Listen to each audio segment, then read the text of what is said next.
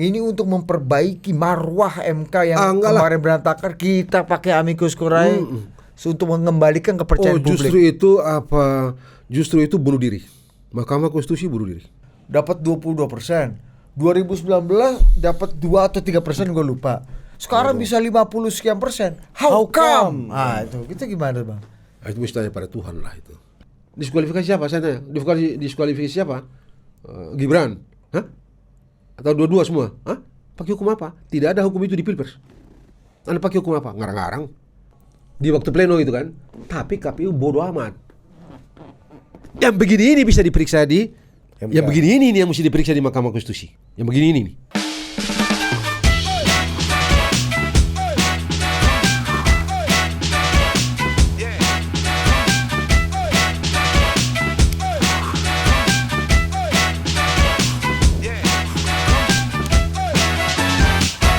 Oke, welcome to Total Politik. Dan hari ini sangat berbahagia kita kedatangan seorang legend. Boy, yang pokoknya di seminggu hari beliau di hari Kamis beliau berjaya. Dan penerusnya hari Jumat. Dengan takzim kita perkenalkan The Great Margarito Kamis. Gimana Bang Margarito? Ya, alhamdulillah baik. Kangen juga Dina-Dina sama Abang nih kan. Kita kan biasalah. Ini memang sesuatu untuk kepentingan atau perjuangan-perjuangan aja di Dinda. Tapi lu harus tahu Ri, gue itu juga baru sadar. Aku buka-buka lagi Bang catatan-catatan Margarito Kamis dalam persoalan sengketa pemilu ini Bang. Ternyata bos, istilah mahkamah kalkulator itu beliau yang ngomong pertama. Ternyata itu 2014 tuh. Betul Bang ya. Meskipun di sidang MK-nya Prof Yusril yang memperkenalkan. Tapi sebenarnya itu inspired by Margarito Kamis. Itu cerita gimana Bang? Itu kan pagi-pagi kita live di depan Mahkamah Konstitusi itu mau sidang, gitu kan. Bicaralah ini. Ya jujur saja kita pro Prabowo. Saya bilang, ini Mahkamah Konstitusi ini Mahkamah Kalkulator ini. Kalau begini ini modelnya segala macam ini. Ini tidak beda dengan warung-warung di pinggir jalan. Kan cuma tambah kurang sama dengan, tambah kurang sama dengan. Ya udah sama aja nih. Apa bedanya saya bilang gitu tuh. Saya nggak tahu. Siangnya kalau nggak salah itu waktu itu, Pak Yusril dalam sidang kan beliau sebagai ahli waktu itu, dia ngomong, ada kolega saya itu yang ngomong, mahkamah ini sebagai cuma begini aja, ini mahkamah ini kayak mahkamah kalkulator aja, gitu. Kolega saya kan. Nah beliau bilang ke kolega saya, gitu ya. Padahal kita ini kan junior jauh, kan saya itu beliau lah yang bikin saya jadi tata negara bos. Dari kampung sana ke sini itu mau ambil hukum ekonomi di UI. Oh gitu. Ketemu beliau, ngobrol-ngobrol, dia nanya, ngomong-ngomong, terus bilang, kamu ngapain? Mau sekolah lagi? Ambil apa? Mau sekolah apa? Doktor? Mau ambil apa? Ini. Wah, usah, mendingan kamu ambil tata negara aja. Satu hari nanti di masa depan kita ini penting tata negara ini. Belum banyak orang. Waktu itu masih Orba tuh. Ya, di ujung Orba. Ujung Orba gitu. Sudah. Ikut aja udah. Nah setelah ikut Batin juga Bang udah dianggap kolega sama Prof ini. Tapi saya rasa beliau ya beliau orang besar gitu ya. Jadi saya rasa beliau itu sejauh yang saya tahu sangat menghormati orang gitu ya. Jadi saya pikir betapapun dia yang merekomendasikan saya, mengarahkan saya karena saya sudah dari dokter, jadi kira-kira dia ya hormat lah gitu ya. Waktu saksi ahli kemarin di MK itu ada abang kali menghabiskan waktu mungkin 3 menit sampai 4 menit gitu di awal ya untuk kasih salam dulu orang-orang bos ya kan, dibacain satu-satu CV-nya sama Bang Margarito ya kan. Ini kursa nih gitu kan, abang kasih salam-salam semua tuh. Itu kayaknya kolega semua tuh Bang kemarin di persidangan. Crowd abang itu kayaknya. Kawan, lawan ataupun yang tengah-tengah juga. Memang kita berteman juga kan, kayak Bang Henry Yosodingrat, kita baik gitu kan. Bang Magdir, kan baik sama saya. Bang Mulia itu pernah bantu saya loh waktu S3 tuh, gitu loh.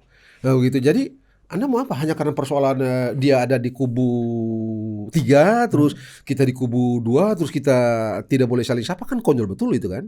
Kemanusiaan kita macam apa itu? Hanya karena persoalan separsial ini terus putus relasi kemanusiaan kita, kan nggak masuk akal. Jadi daripada saya bilang kuasa hukum kan formal banget itu, bisa lihat-lihat aja gitu. Oh ada Bang Magdir. Abang bacain CV satu-satu. Iya, jadi dari itu ada sana Bang Magdir ya. Salam Bang Magdir gitu yang saya hormati, Bang Mulia saya hormati, Bang Henry gitu. Mana? Saya tanya lagi. Mana tuh sahabat saya Yani, Ustadz Yani? Ahmad Yani. Ahmad Yani, Kan di iya. P3 tuh. Iya, iya. Ternyata dia nggak ada. Bukannya di 01 Bang? Dia 01, dia 01, tapi Iya. dia hari itu dia nggak datang. Oh. Nah, setelah sidang, saya telepon dia nih. Ente di mana waktu itu, Ustaz? Saya panggil dia Ustaz. Ahmad Yani nih, P3 nih. Ente di mana? Waduh, saya ketiduran, Bos, Ustaz. Wah, kenapa gitu? Malam-malam itu apa? Dia Qiyamul Lail. Dalam bulan puasa kan, Qiyamul Lail, jadi ketiduran pagi-pagi itu. Terus saya bilang, kalau ente datang, ente mau ngapain? Kalau Anda datang, saya mau bilang, saya mau tanya sama Margarito. Ente mau tanya apa? Ente mau tanya juga. Tanya. Saya mau bilang sama ente, Pak Margarito ini dalam satu kesempatan pernah bilang Mahkamah Konstitusi itu bisa bikin apa saja kecuali ciptakan manusia. Oh, ente bilang itu, pantas ente gak bisa bangun. Pantas ente gak bisa bangun. Begitu. Kalau ente ngomong itu kan saya ke pojok juga itu. Gitu-gitu kan. Oh gitu ya, iyalah. Mending gua nggak usah hadir lah ya kan, daripada melawan bilang ini begitu. kan. Walaupun pasti ada argumentasi gitu kan. Dan persis seperti semalam di satu tempat saya bilang ini Mahkamah Konstitusi dalam sengketa Pilpres ini, kalau dia tidak hati-hati, dia membawa dirinya sesuai atau kira-kira senafas dengan permintaan sebut saja 01 dan 03. Mahkamah Konstitusi ini bisa disebut dengan judiciary absolutism, judiciary authoritarianism, atau apa yang disebut oleh Thomas Jefferson, Presiden Amerika Serikat yang ketiga, dengan judiciary despotism. Mengapa? Kan dia doang. Ya. Begitu dia putus, lu suka juga begitu, lu nggak suka juga begitu. Tidak ada cara kita koreksi. Sistem hukum kita atau undang-undang dasar kita tidak menyediakan cara mengoreksi putusan Mahkamah Konstitusi. Jadi Anda mau suka juga begitu, Anda tidak suka juga begitu. Dan sialnya tidak ada cara koreksi. Final and binding itu. Final dan automatically binding itu. Ya. Itu konsep itu sama dengan kalau dia sudah putus mau apa? Anda bilang ini begini, dia sudah putus, kamu mau apa? Mau apa? Dan itu sebabnya beberapa kali saya bilang sama teman-teman di MPR itu, Anda pikirkan dong ini Mahkamah Konstitusi ini. Pada titik tertentu dia bisa ambil alih kewenangan Anda loh. Saya bilang gitu ya. Jadi Anda pikirkan, ini mesti kita serius pikirkan ini. Sebab kalau ketemu orang yang dalam tanda petik dengan semua kreasi yang bisa mereka bikin, mereka bilang progresif. Terus putus melampaui apa yang diperintahkan oleh Undang-Undang Dasar. Anda mau apa?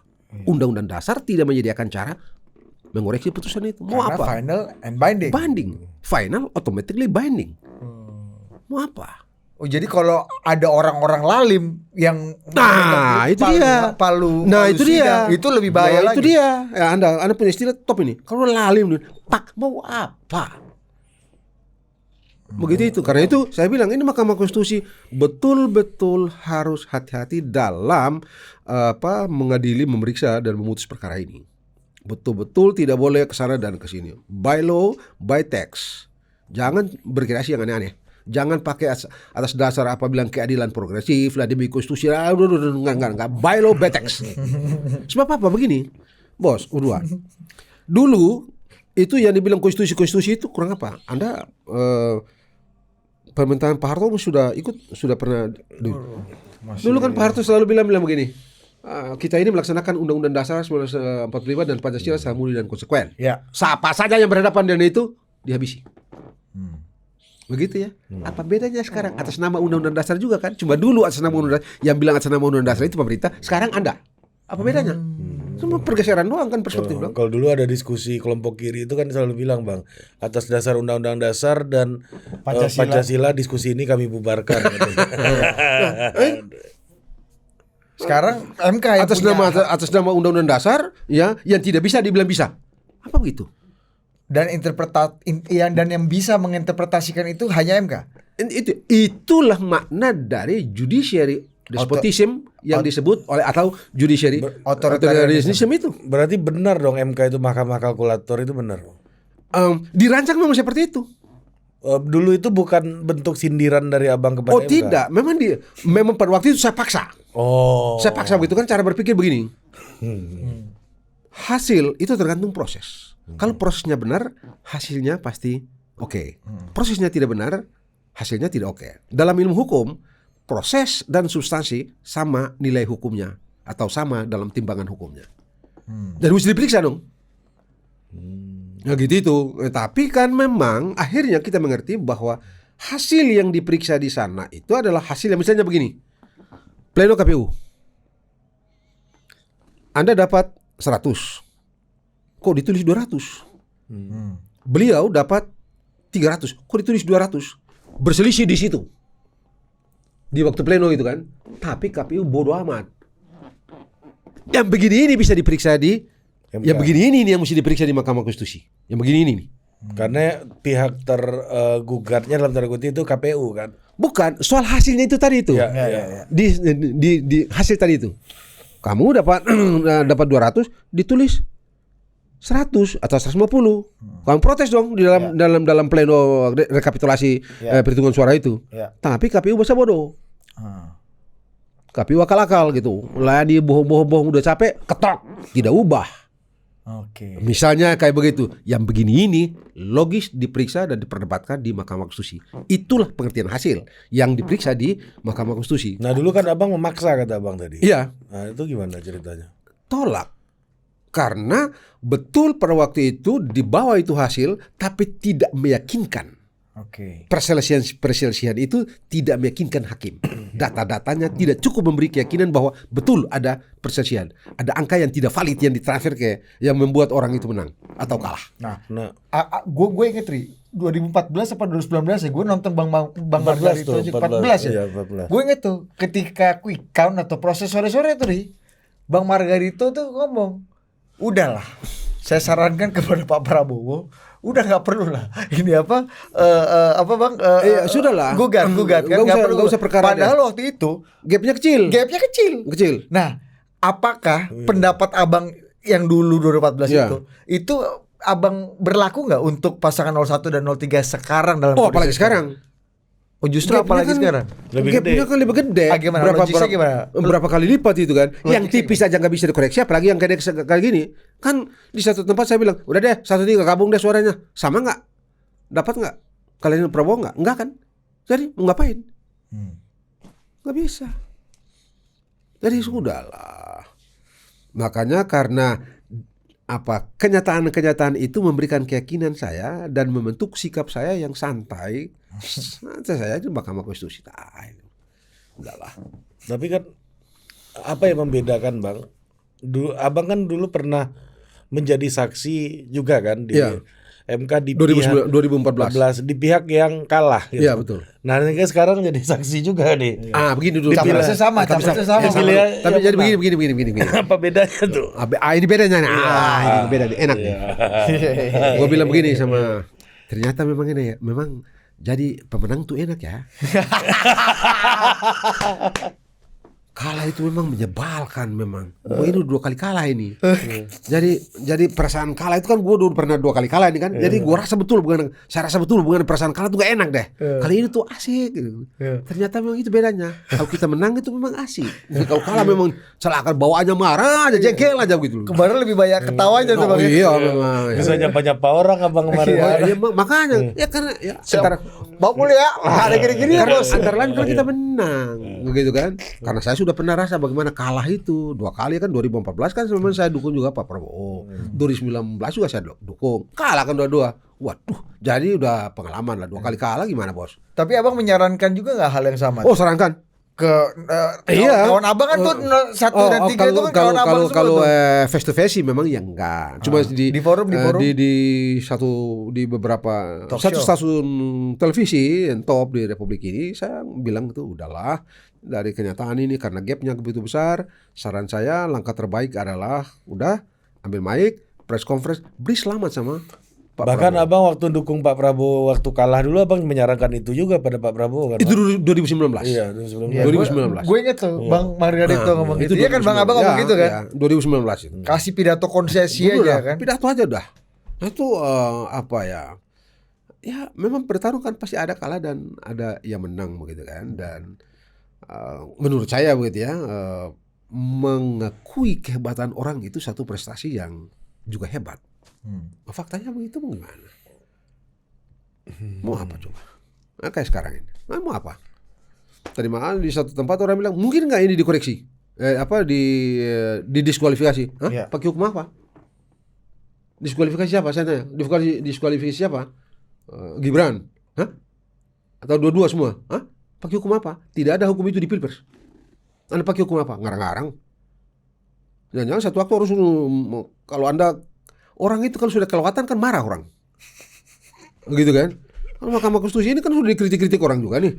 Dan kalau dalam satu persoalan ini terus Anda bertindak aneh-aneh, lama-lama orang bersatu udah bubar aja nih. Bubar ngampang ubah undang-undang dasar dan bubar. Iya.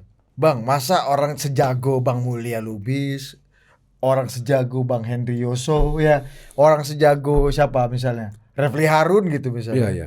Ahmad Yani teman Abang, masa Iya. nggak? Ini kan hal yang basic nih yang Abang ngomong nih tadi Bang. Maksud gua apa yang bikin Tapi begini apakah aja. ini hanya Ini soal sudut pandang begitu ya, soal sudut pandang dan titik tolak tafsir, bisa saya bilang begitu. Sehingga oke, kita hormat aja, nggak apa-apa gitu. Pada akhirnya kan perselisihan itu diperiksa oleh hakim dan hakim akan menentukan sendiri. Oh, ini marga itu masuk akal, ini tidak masuk akal gitu ya. Mengapa masuk akal? Karena hukumnya begini, faktanya begini gitu.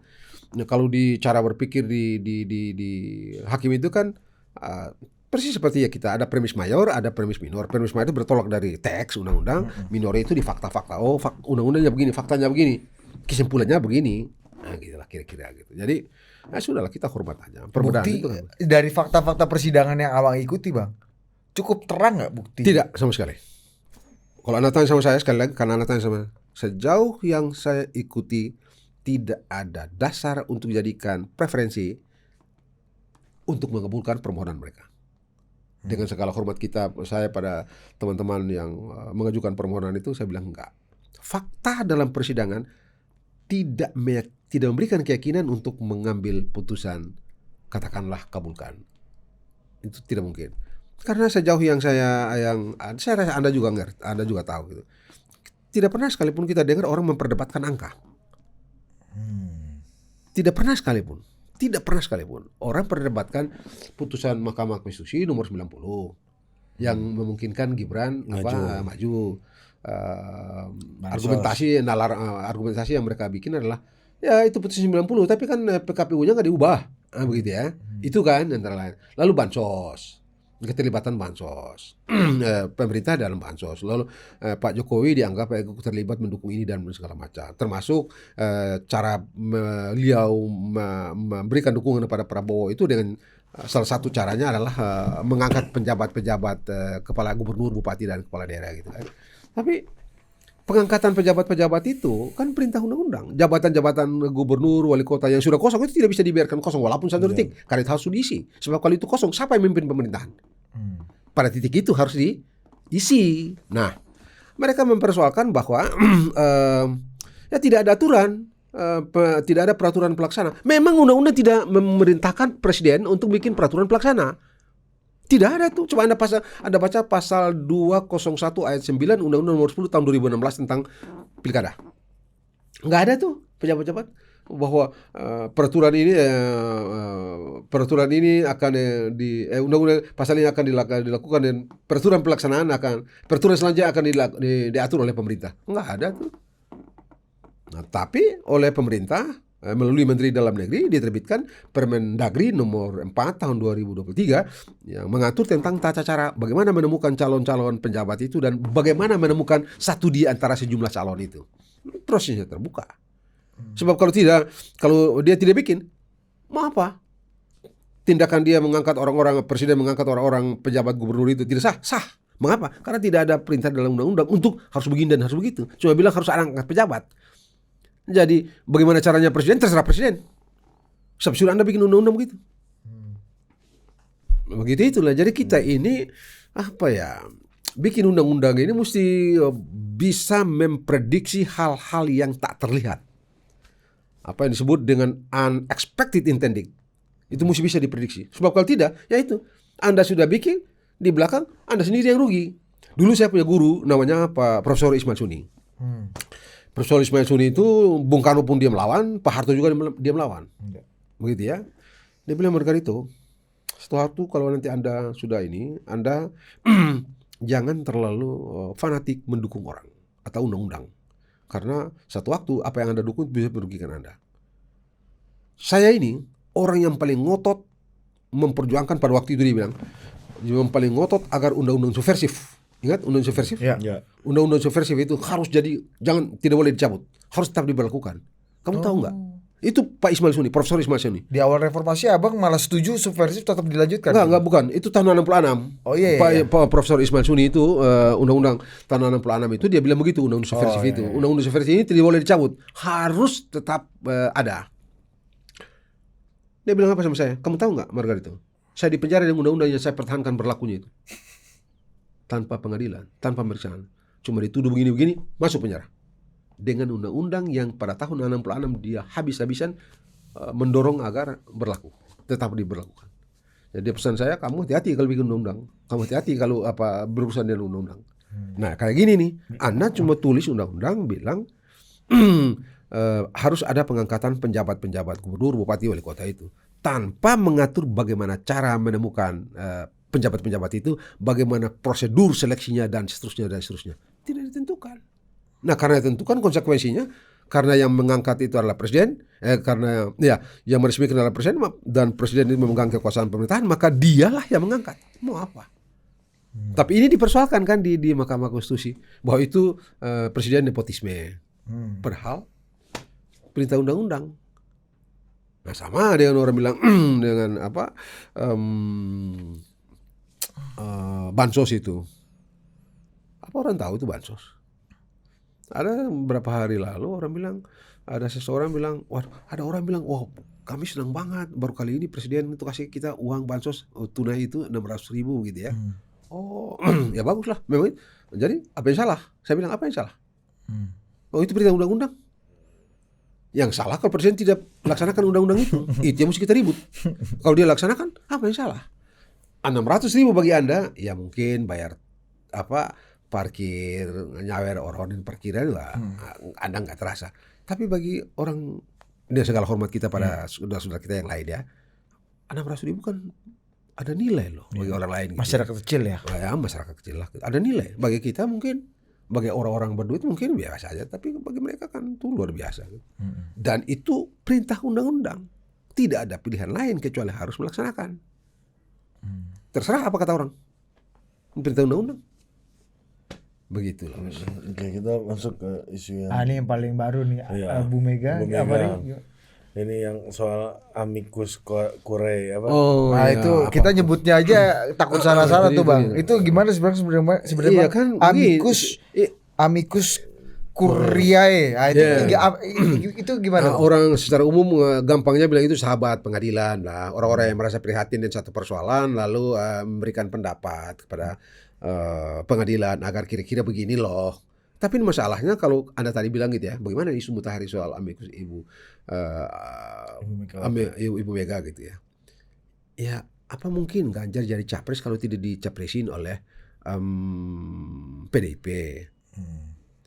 Dan Anda tahu kan, pencapresan ini mesti diteken oleh Bu Mega. Ketua Umum PDIP, Ketua Umum partai yang mencalonkan. Jadi ya beliau bagian dari soal.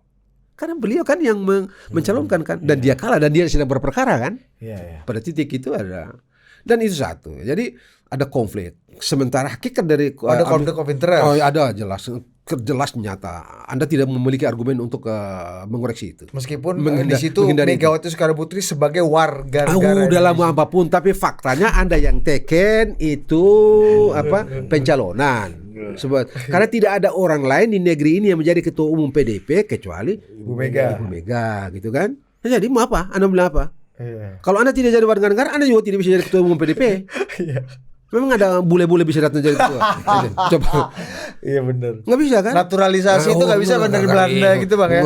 Udahlah pokoknya. Kalau karena Anda warga negara, Anda bisa jadi ketua umum PDIP. Dan Anda ketua umum PDIP, Anda pula lah yang oleh undang-undang diharuskan untuk teken tuh pendaftaran Ganjar sama Pak Mahfud. Gitu. Jadi bagaimana cara Anda mengatakan bahwa Anda tidak memiliki keterlibatan dalam perkara ini?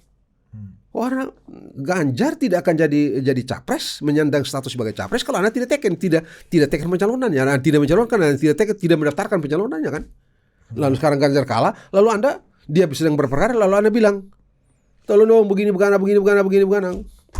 Itu satu. Jadi ada konflik of interest. Sementara jadi dia menyangkal hakikatnya. Tindakan itu sendiri menyangkal hakikat dari amicus curiae itu. Gitu ya. Mengapa dia menyangkal? Karena hakikatnya adalah independen. Semata demi keadilan. Dia tidak berperkara di situ. Anda oke lah. Dia nggak ada bagian dari tidak persoalan bagian dan dari urusan persoalan itu, apa-apa. nggak ada. Kalau Romo Magnis mau kasih amicus curiae itu sekarang nggak bisa lagi. lebih benar. Karena dia kan Udah kemarin jadi saksi. dia jadi saksi ahli kan. Dia jadi saksi ahli itu jadi nggak bisa dia. Kalau sebelumnya mungkin bisa. Sebelumnya mungkin boleh lah. Iya. Boleh lah. Itu satu. Yang kedua, sistem tidak mengenal. Sistem kita setidaknya sistem berperkara di Mahkamah Konstitusi tidak mengenal barang itu. Nah, itu bukan bukti. Anda mau senang, mau tidak senang, amicus curiae bukan bukti dalam perkara itu. Perkara sekarang ini. Jadi tidak ada dasar bagi hakim untuk menilai, mempertimbangkan amicus curiae itu. Baik dalam bentuk positif maupun negatif. Suka atau tidak, senang atau tidak. Begitu konsekuensi kita hukum. Konsekuensi berhukum kita. Meskipun secara substansi mungkin saja benar. Ya, boleh saja lah. Kan Bu Mega juga punya semacam manifestonya sendiri kan tentang. Oke, tapi bagaimana ceritanya? Apapun pendapat Anda by rules. Pengadilan itu pakai aturan. Enggak boleh pakai bilang senang-senang, enggak. Semua mereka punya inferensi yang mereka lakukan di dalam persidangan itu tanya jawab segala macam. Ini inferensi pakai diturunkan dari premis mayornya itu law semua, rule semua. Baru keluar pertanyaan untuk diuji dengan fakta. Itu yang tadi saya bilang ada premis mayor, ada premis minor. Kesimpulannya begini. Anda ini apa? Selama persidangan tidak pernah diperiksa ini terus bikin kesimpulan. Jangan-jangan nanti itik di sawah belakang di mana begitu dia terbang malam-malam kan kacau di Republik. Gitu, Bo. Jadi enggak, kita mesti ini saya serius loh ya, kita mesti tertib dalam berhukum. Terserah Anda mau bilang saya legalis atau tidak, enggak. Anda mesti tertib. Hukum kan dibikin untuk tertib. Sebab kalau tidak begitu, yang banyak akan selalu menang dan sedikit akan selalu kalah. Apa itu yang mau kita bangun di negeri ini? Begitu kurang lebih. Tapi normalnya itu gimana sih Bang? Maksudku dalam sistem persidangan seperti apa amicus curiae itu bisa diajukan dan konsekuensi hukumnya biasanya apa sih Bang gitu? Manfaat hukumnya gitu. Kalau ya, bagi itu kan orang sebenarnya itu kita kan nggak paham nih Bang. Di kita ini kan tidak ada praktek itu. Praktek itu kalau Anda cek asal usul kan praktek itu sejak dari Romawi gitu. Dan tidak dipraktekkan ke kita gitu. Nah kalau di Inggris memang itu sih mungkin saja di Anglo-Saxon itu kan pada mulanya kan itu kan dia tidak hukum tertulis gitu ya. Jadi kebiasaan-kebiasaan yang diangkat. Jadi bisa saja itu masuk akal. Tapi kan kita kan mengadili berdasarkan undang-undang. Kalau Anda mau memberikan makna lain dari HP itu, misalnya HP alat komunikasi yang berbentuk begini-begini. Ternyata ada yang begitu. Ini yang baru itu HP apa bukan? Oh itu HP karena dari segi fungsi. Itu namanya analogi atau perluasan tafsir. Nah tapi kalau tiba-tiba Anda datang dengan cuma menerangkan Anda mesti begini, Anda mesti begini, Anda mesti begini, mesti begini semua ada dalam undang-undang. Jadi Anda mau apa? Mahkamah Konstitusi tidak boleh begini, Mahkamah Konstitusi tidak boleh begini, Mahkamah Konstitusi tidak boleh begini. Tapi yang begini ini ada dalam undang-undang. Anda mau apa? Kita bikin undang-undang, kita bikin hukum itu supaya kemauan pribadi kita tidak menjadi lebih tinggi dari kemauan banyak orang yang kita atur dalam hukum itu. Itulah hukum. Dan hukum itu bahasa gampangnya dia adalah alat pandu, alat kendali, alat mengarahkan. Itu hukum. Bukan hukum kayak di S1 dulu tuh. Hukum adalah peraturan yang bla bla bla bla bla. Pusing deh. Kalau kita mau gampang, hukum itu kompas. Kamu gak boleh kanan, gak boleh kiri. Kamu mesti begini, kamu mesti gitu. Kamu mau ke sana, gak begini. Ada kendali. Dan kalau kita mau bikin simpel, hukum itulah alat kendali, alat kontrol, alat mengarahkan dan segala macam. Anda keluar dari situ, kacau. Kacau. Nah dalam sistem hukum atau peradilan kita amicus curiae itu tidak dikenal. Jadi tapi ya sudahlah, namanya usaha bos. Meskipun ini presiden kelima Bang yang nggak apa-apa. Ya, udah mau seorang negarawan. Ya, tadi di luar kan kita. Tapi jangan salah loh. Di negara ini yang paling tinggi hukum, tidak ada manusia yang tinggi. Sebab kalau manusia yang tinggi terus ada manusia yang punya privilege. Waduh, celaka dong, nggak bisa. Kita sepakat bahwa kita berhukum, kita bernegara dengan hukum sebagai satu-satunya hal yang paling tertinggi di negara ini, bukan orang. Nah, Kalau dalam kerajaan absolut, ya ente jadi raja, ente yang paling top, ente batu hukum tuh. Itu boleh tuh. Dia mau martabak, itu hukum. Itu hukum tuh. Abang ngomong barusan nih kan bahwa apa namanya ya selalu dihukum kan memang untuk membangun keteraturan gitu Oh kan. iya. Tapi kita kebayangin nih Bang, kok tiba-tiba ada sebuah konsep hukum yang tidak lazim dilempar ke publik nih, ya di dalam proses persidangan ini. Kalau kita lihat artinya ada problem apa sehingga konsep ini disampaikan, diutarakan gitu. Saya agak sukar apa memastikan apa motif dan seterusnya gitu ya. Nomor satu karena itu hal yang di luar ilmu saya gitu ya. Karena yang bisa saya bilang di tempat ini adalah sistem hukum kita setidak-tidaknya dalam sistem hukum, subsistem hukum di Mahkamah Konstitusi tidak mengenal apa yang kita perbincangkan hari ini. Dan karena itu konsekuensinya Mahkamah Konstitusi wajib mengabaikannya. Kecuali kalau Mahkamah Konstitusi mau bikin kacau. Kalau Mahkamah Konstitusi mau bikin beres bangsa ini, jangan lirik barang ini. Amicus curiae ini tidak boleh dilirik, apalagi dipertimbangkan.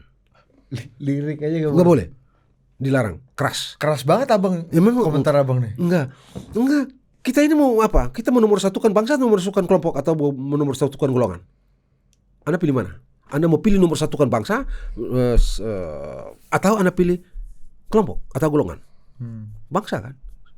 Jadi, udah. Dan bangsa kita sepakat pakai hukum yang kita tulis dalam Undang-Undang Dasar itu. Hukum sebagai hal yang supreme. Maknanya tidak ada orang siapapun dia yang lebih tinggi dari hukum. Jadi udahlah Mahkamah Konstitusi, kalian jangan aneh-aneh. Atas nama ini, atas nama itu nggak usah. By text, by Undang-Undang Dasar. Begitu bos. Iya dong. Dipertimbangkan aja nggak boleh. Nggak boleh. Lirik aja nggak boleh. Nggak boleh. Nanti ntar lu mata lu ini loh sakit dong. Karena melihat barang yang tidak benar kan. Nengok aja nggak boleh. Nggak boleh. Lu ngapain? Lu yang bikin aktu juga. Sudah begitu. Karena ini barang yang tidak dikenal di dalam sistem. Ngapain lu apa? Oh jadi kayak hari ini udah punya istri, ada bahenol kiri ini dilirik aja jangan boleh bang ya, apalagi dipertimbangkan ya bang. Nggak boleh. Bisa dipecat dia dulu pulang ke rumah. Boleh nih.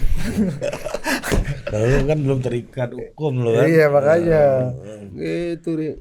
Bang, tapi gini bang, misalnya nih bang, Iya. kan kita tahu. Ya. Nama Mahkamah Konstitusi ini belakangan kan dibicarakan ada degradasi lah terhadap dianggap moralitas atau kualitas atau posisinya MK tuh approval ratingnya kurang bagus lah sekarang pasca itulah kita tahu. Saya rasa begini Mungkin deh. mungkin nggak bang, misalnya kalau tadi abang nekat-nekatan nih, ini untuk memperbaiki marwah MK yang kemarin berantakan, kita pakai amicus curiae untuk mengembalikan kepercayaan publik. Justru itu bunuh diri. Mahkamah Konstitusi bunuh diri, merusak total bangsa ini. Anda bertindak suka-suka. Itu namanya suka-suka, cuma dikasih cover tadi itu keadilan, justice, bla bla bla bla bla itu. Tapi isinya adalah tindakan suka-suka. Yang kalau kita pakai bahasa konstitusi, tindakan arbitrer, sewenang-wenang. Suka atau tidak, senang atau tidak, itu sebabnya saya berkali-kali meminta Mahkamah Konstitusi by law, by text, jangan kiri, jangan kanan, berpijak saja pada aturan, berpijak saja pada aturan dan berpijak pada fakta yang disajikan dan diperdebatkan di dalam sidang itu secara terbuka. Cukup, tidak perlu keluar. Ini barang kecil kok. Jangan keluar dari situ. By law, by text, by fact yang tersaji di meja sidang. Nah, abang kalau melihat dari proses persidangan selama ini, bang, yang banyak muncul tuh yang by law apa kreasi tidak by yang selama ini ilmu yang sudah misalnya begini nih bos. Kan mereka bilang Gibran gak sah, gak memenuhi syarat karena PKPU nomor 19 2023 itu belum diubah. Oke.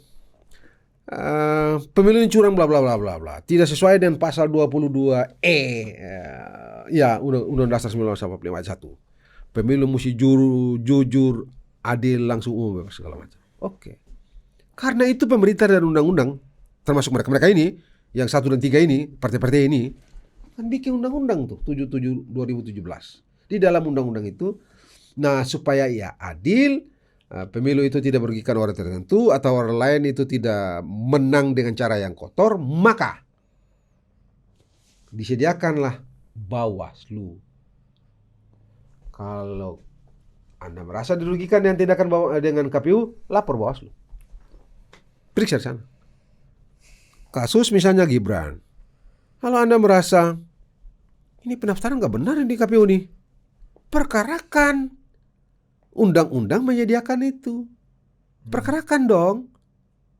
Ada nggak kemarin yang memperkarakan, Bang? Tidak. Nah, soal tidak ini, saya udah berkali-kali sering saya bilang, dalam ilmu hukum, Anda ini punya hak. Undang-undang kasih Anda hak. Anda nggak pakai, Anda dianggap melepaskan hak Anda. Akibatnya, Anda tunduk, Anda terikat pada akibat yang timbul dari pelepasan hak Anda itu. Anda setuju? Otomatis setuju. Setuju. Itu asas dalam ilmu hukum universal. Di mana Anda temukan? Dimanapun Anda temukan. Universal. Nggak usah dokter hukum. Nggak usah. Itu sudah standar. Anda ini punya suruh. Kan bos, ada 2 pilihan. Lalu Anda sudah ambil satu, Anda tidak mungkin ambil satu lagi kan? Kalau dikasih pilihan. Itu standar dalam ilmu hukum. Gitu loh. Anda tidak bikin. Saya sudah kasih Anda hak supaya adil. Supaya adil, jujur, maka saya jaminlah orang-orang itu punya hak. Supaya jangan ada penyelenggara yang aneh-aneh yang memberikan keuntungan kepada orang lain dan merugikan orang lain. Maka orang lain yang merasa dirugikan diberikan hak untuk koreksi. Namanya administratif remedial. Dia kasih remedi untuk memulihkan hak Anda itu. Anda tidak pakai. Nah, sudah Anda tidak pakai, masuk di gelanggang ini bertarung. Wah, berdebat dengan Gibran gitu kan. Baik secara berpasangan maupun sendiri-sendiri kan. Kemarin kan ada debat capres kan, ada debat yang capres dengan cawapres sama-sama dan ada juga yang cuma cawapres saja gitu kan. Anda mau berdebat dalam peristiwa hukum yang sah. Perdebatan itu bukan total politik yang diselenggarakan. KPU berdasarkan perintah undang-undang. Untuk peristiwa Pilpres itu kan. Jadi sah ini peristiwa hukum ini. Anda masuk di situ. Giliran Anda kalah, Anda bilang kagak sah dia. Waras nggak? Masuk akal nggak tuh? Menurut Abang harusnya walk out aja gitu. Oh kau tinggal protes tinggal bisa tuh Bang. Bisa aja. Kalau misalnya nggak setuju ya iya, nggak, saya nggak mau. Kita berperkara sana. Berperkara di Bawaslu. Bawaslu putus. Anda tidak setuju putusan Bawaslu, pergi ke Peradilan Tata Usaha Negara. Anda tidak setuju ke Peradilan Tata Usaha Negara, naik ke Mahkamah Agung. Itu sistem. Itu tahapan pemilu bisa gitu. Itu sistem. Memang soal tahapan ya resiko. Karena itu sistem. Begitu. Kalau saya tidak setuju dengan Anda dianggap tidak memenuhi syarat, saya mesti sengketakan Anda ini di Bawaslu. Namanya sengketa proses. Bawaslu putus. Anda merasa, wah ini Bawaslu nggak beres putusan ini. Ngaco nih putusan. Bawa perkara ini ke TUN. Peradilan TUN putus. Wah ini TUN kacau dong. Masa begini? Naik ke Mahkamah Agung. Ini semua tidak dilakukan. Ikut bertarung. Sudah selesai. Kagak sah. Yang benar aja deh. Kalau anak-anak milenial bilang gimana tuh kira-kira itu istilahnya itu. Lu kan masih dekat-dekat sama milenial. Rugi dong. Gitu. Ya kagak bisa bos. Nah udahlah jadi ini ya sudahlah. Cuma kan kita ini juga mesti belajar menghormati hak orang. Ini kan orang menggunakan. Ayo kita hormatlah. Tapi ini insya Allah hari Senin kan. Senin, Hari 22 Senin, April kan udah putus gitu. Bang, izin bang. Yo. Ini kan yang abang sapa-sapa waktu jadi saksi ahli ini kan jago-jago hukum semua bang. Top. Iya kan? Ada sebagian guru beliau bos. Iya, katanya. guru beliau kan guru bang Margarito. Masa sih nggak paham ini bang yang bang sampein ini? Kan ini basic banget nih semua. Ya, Profesor Mulia Lubis. Saya aja Tapi begini, tapi ini Paham jadinya, Bang. ilmu hukum ini urusan tafsir. Jadi sudut tafsir. Dari itu aja sebenarnya apa?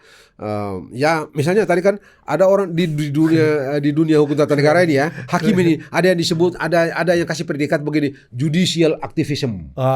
Ada yang bilang judicial progressism. Ada yang judicial restraint. Nah, begitu itu jadi ya mungkin teman-teman yang berperkara ini masuk di sini dan berkali-kali kan beberapa orang yang terlihat bersimpati dengan kelompok ini bicara mengenai judicial activism. Anda mesti progresif, Anda mesti lampu teks bla bla bla. Bambang Wijayanto. Nah, saya bilang enggak, saya teks. Hukum bilang AA, hukum bilang BB, enggak ada cerita.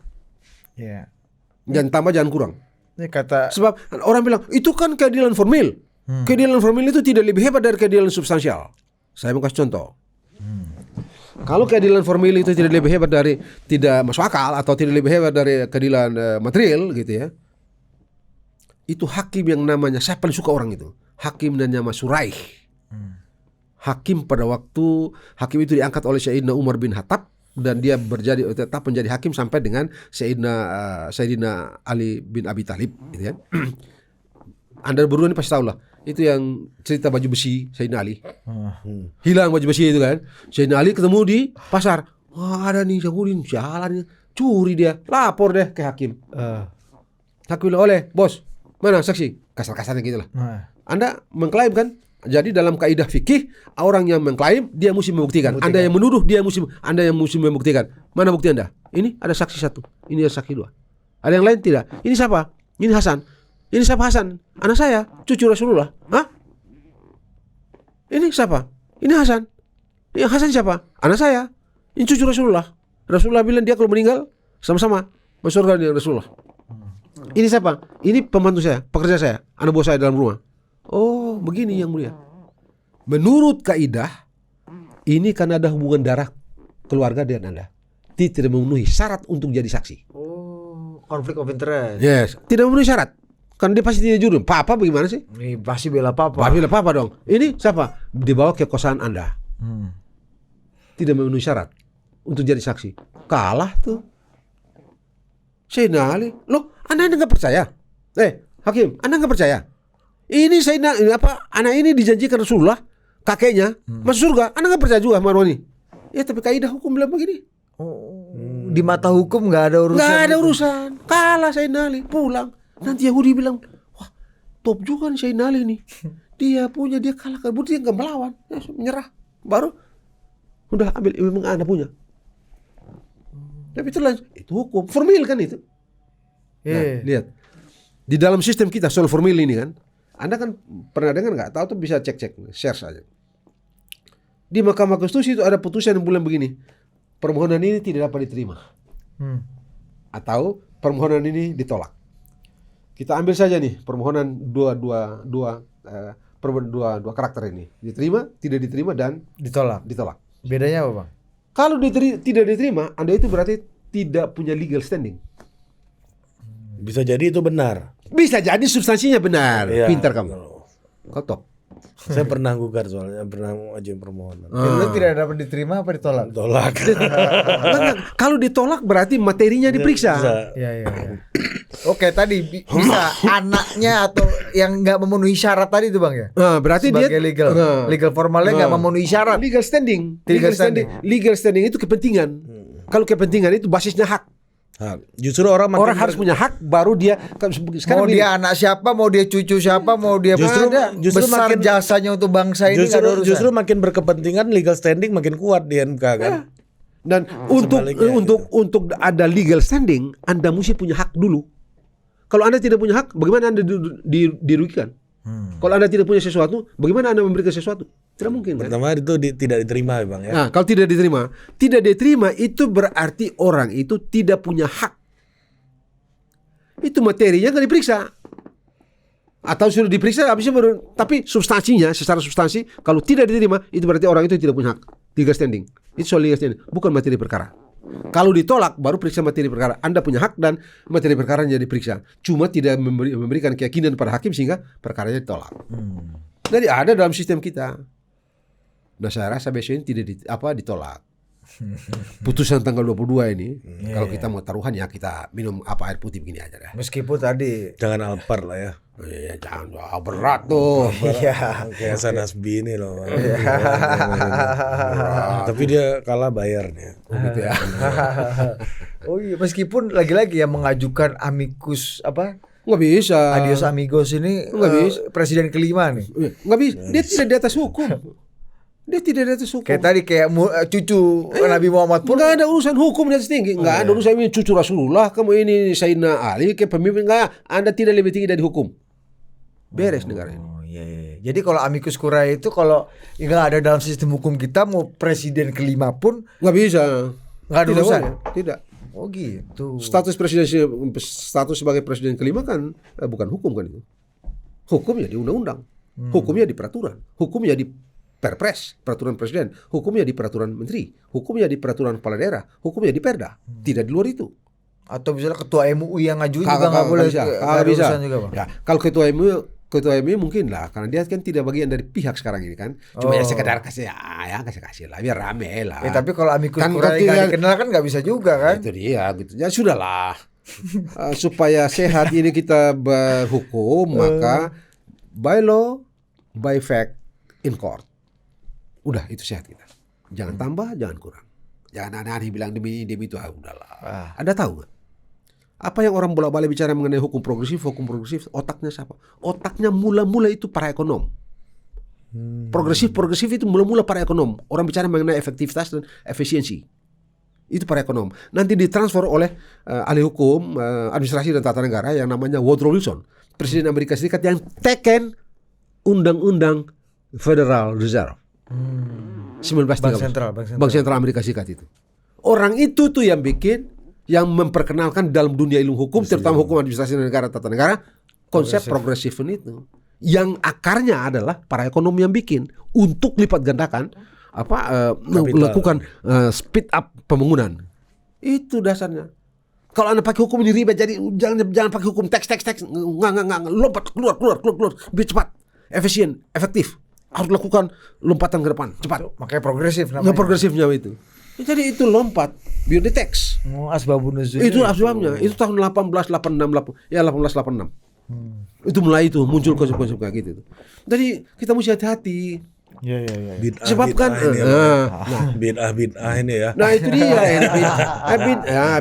bid'ah yang Itu bid'ah hasanah. yang menambah ini. Bisa itu dia gitu.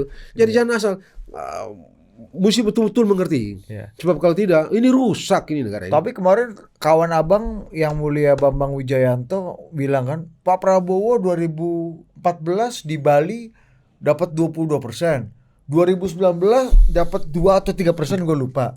Sekarang bisa 50 sekian persen. How come? Ah itu gimana bang? Itu mesti tanya pada Tuhan lah itu. Apa? Mesti kita tanya pada Allah lah itu. Kan sebagai orang beragama kan kita pernah dengar. Saya ini suka dengar ceramah-ceramah di YouTube tuh agama tuh. Ustadz Ustadz metal tuh. Yang metal tuh. Siapa itu? Yang Gitu Rolis. bukan dari Sulaiman. Ya. Dari Sulaiman itu. Saya Udah juga dari- baca dengar-dengar tuh dari siapa? Ini Abdul Samad. Terus siapa lagi satu tuh? Adi Dayat. Adi Dayat ya. Kan mereka itu bilang kalau Allah sudah menggerakkan tidak ada orang yang bisa cegah. Ini kan orang punya hati. Saya kok How tiba-tiba come bang? How come? Kalau kata bang. Ya. tanyalah sama Allah Subhanahu wa taala. Sebagaimana tanya Allah? Nah, sudah terserah lah bagaimana caranya. Habis gimana coba kalau faktanya dia pilih? Kalau Anda tidak dapat mengatakan kalau Anda Bukan berarti jawabannya how come ya pasti curang gitu. oh enggak bisa. Dalam hukum nggak bisa. Tidak tuh kayak gitu. bisa, enggak bisa. Tidak boleh begitu. Tidak boleh begitu. Mana curang? Di mana? Kapan? Bagaimana caranya? Oleh siapa? Itu yang mesti taruh. Adakah yang begitu di dalam persidangan? Tidak ada. Jadi dengan cara apa Mahkamah Konstitusi berkesimpulan bahwa ada kecurangan Iya. dalam soal hasil? Bagaimana caranya? Ya, misalnya Nggak bisa, Margarito nggak make Kamus masih pakai handphone Nokia jadul gitu ya. Tiba-tiba ada kirim WhatsApp. How come Margarito Kamus bisa kirim WhatsApp pakai Nokia jadul? Kan nggak Gimana mungkin. coba? Iya. Nggak bisa, bos. Jadi karena ini kita mau tertib gitu ya dalam hukum gitu ya. Anda mesti tanya kalau ada curang. Anda bilang oke, tidak benar ini barang ini. Mengapa tidak benar? Karena ada A, B, C, D, E. Begitu baru bisa bilang ini tidak benar. Kalau cuma begitu, sudahlah. Kita mudah-mudahan Tuhan panjangkan kita umur sampai hari Senin lah. Hari Senin jam 2 begitu kita bisa ngopi asik lah. Ya. Udahlah kira-kira gitu lah. Udah relax habis itu. Bisa bilang kan, Habis ini itu belum ada- putus nih. Tapi tadi kan saya bilang tuh, Anda bayangkan, saya ini 2 kali kalah. Baru kali ini merasa menang. Ternyata memang perasaan menang itu beda. Paten juga bang ya. Beda. Paten juga. Apa yang diomongin Tongkrongan agak paten bang. Asik Tongkrongan. tuh, asik. sur-sur sendiri ini Sur-sur bisa sendiri. kan? Bisa. Aduh, bawaannya jengkel aja gitu. Jadi apa? Ya kita mengerti lah. Nah, Bang, Yo. ini lo masih ada Gua pertanyaan? nanti terakhir. Nah, Bang, ini pertanyaan begini. Apakah proses peradilan ini bisa menjadi delegitimasi terhadap pemerintahan selanjutnya? Oh tidak. Oh tidak. Tidak. Orang kan bolak-balik bicara mengenai legitimasi. Begini, Anda boleh suka, boleh tidak. Tapi sesuatu yang sah dia legitim. Oke. Sesuatu yang sudah diputuskan secara bersama. Begitu ya. Kendati pun ada di dalam putusan itu ada 10 orang yang tidak setuju, katakan Anda putusan itu sah, legitim. Yang ngomong itu, konsep itu saya tarik analogi dari perkembangan dari pakar ilmu politik dari Universitas Gadjah Mada, almarhum Afan Ghaffar, dalam perdebatan mengenai pemilihan pilpres Ya.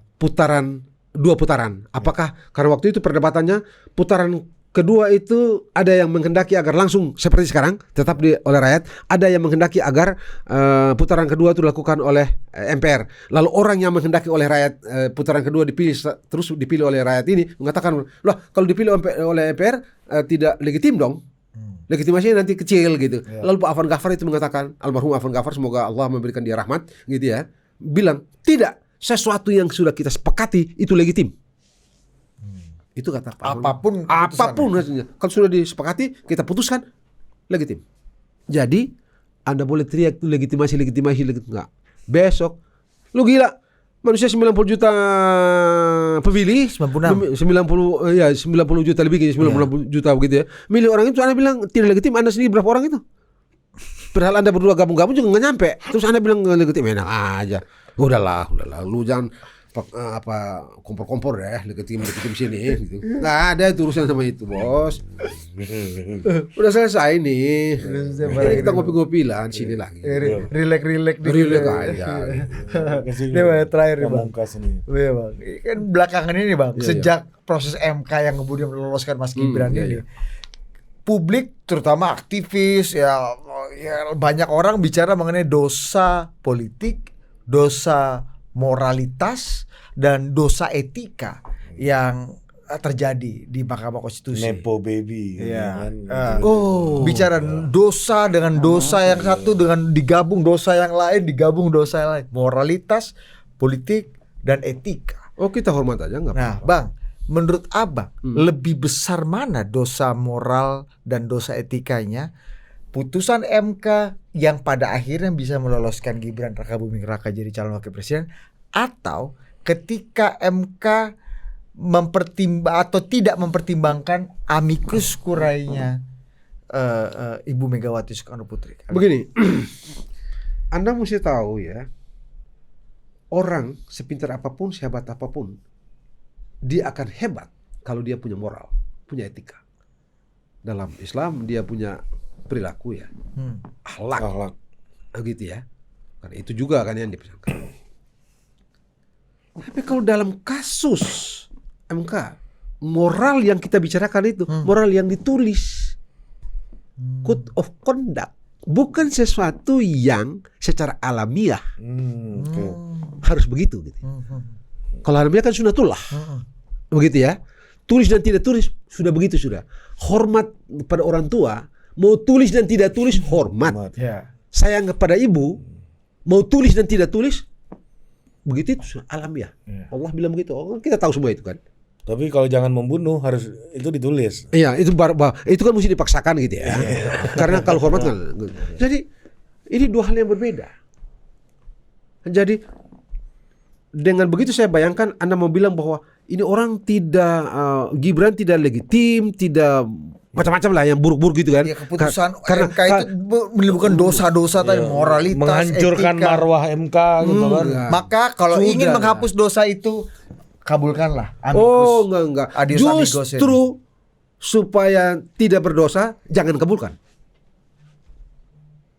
Jangan kabulkan. Oh, barang ini salah ini kok kabulkan gimana sih? Anda bikin salah lagi dong. Jadi kalau mengabulkan amicus curiae dosanya lebih besar Lebih dibanding besar. Iya, jangan. putusan Iya, MK. kan itu barang tidak dikenal.